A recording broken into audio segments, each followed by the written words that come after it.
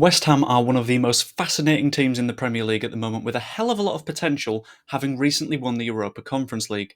However, they also nearly got relegated last year. So, in this video, I'm going to talk about sort of the potential that West Ham has, the major problems that they've got, and where they might end up this season. So, first up, I have to talk about last year. The club very nearly went down with a frankly dreadful relegation battle between a lot of bad teams, but they did win the Europa Conference League. That implies that they had a little bit of depth in their squad and plenty of quality. It was just coming across a little bit wrong at the time. From that squad, however, they've now lost Declan Rice for about £100 million to Arsenal, and they could be losing Lucas Paqueta for a similar fee to Manchester City.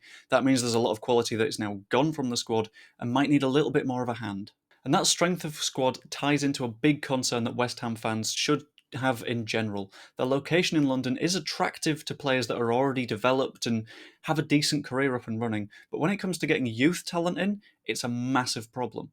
After all, when you're competing with the likes of Chelsea and Arsenal and Spurs and all of their youth academies put together, it's quite hard to attract talent from across London that wants to play at West Ham when there's Champions League clubs right there. And the sheer lack of depth brings a whole new range of problems. They've got the Premier League, the Europa League to deal with, the FA Cup and the Carabao Cup. There's 4 tournaments to contend with this season, and last year it proved a massive problem in the league.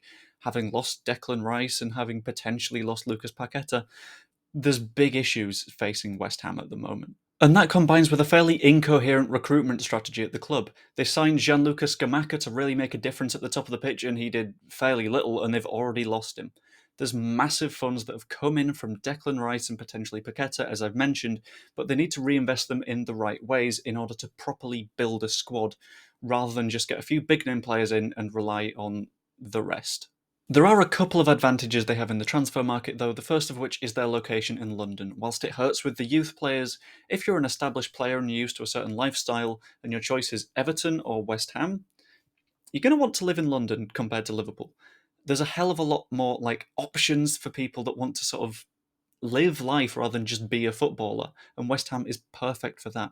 In addition to that, they've got a lot of money that's come in, and in addition, there's European football at West Ham this season.